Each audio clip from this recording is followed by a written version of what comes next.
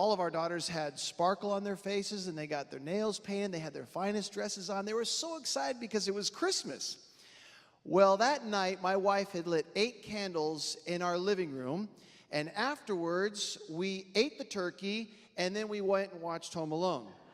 Now, my wife and I, after we were done with the festivities, she asked me if I would blow out the candles, and I went around and I blew out all the candles, but we do not open up our gifts on Christmas Eve. We open them up on Christmas Day for 2 reasons.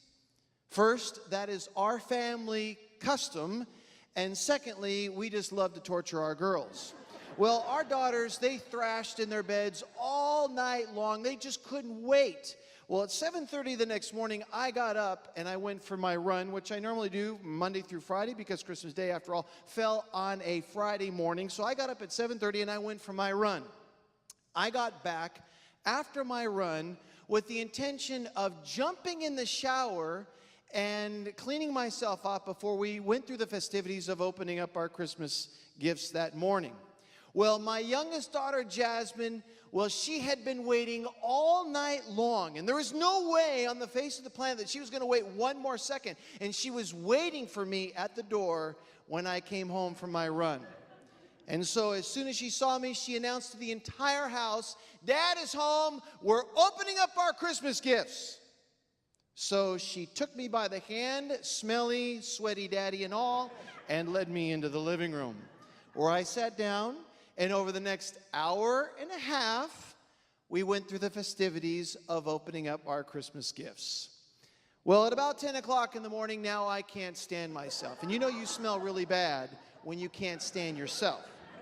So I said to the rest of the family, "Stinky Daddy has got to take care of business," and I got up and I went into the shower. And as I got into the shower, I did what I imagine what most of you do when you get into the shower. I turned on the water, and I applied the shampoo, and I applied the soap, and I shaved.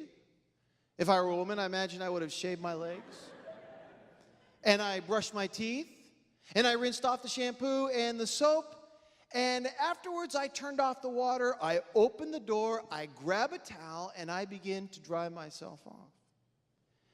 And when I'm about 75% of the way of drying off, I hear the voice of my oldest daughter coming from the living room. "Mom, Dad, get here quick! There's a fire in the living room!"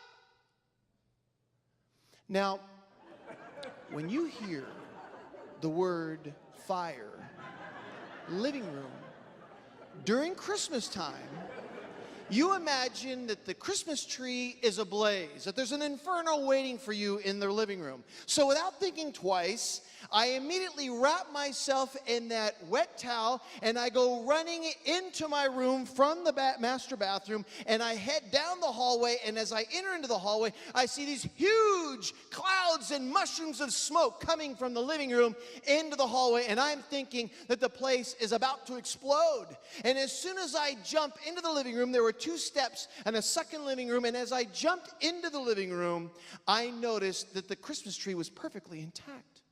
And I began to look for the source of that flame, and I saw over to the right where one of the candle holders that was basically a scones and the garland that was wrapped around it, that garland was on fire, and it was climbing up the wall, and it was about 1.5 feet from touching the curtains. And if it touched the curtains, it's going to take not only the curtains, but it's going to hit that old wood dry ceiling. And I know that the whole house is gone within a matter of seconds.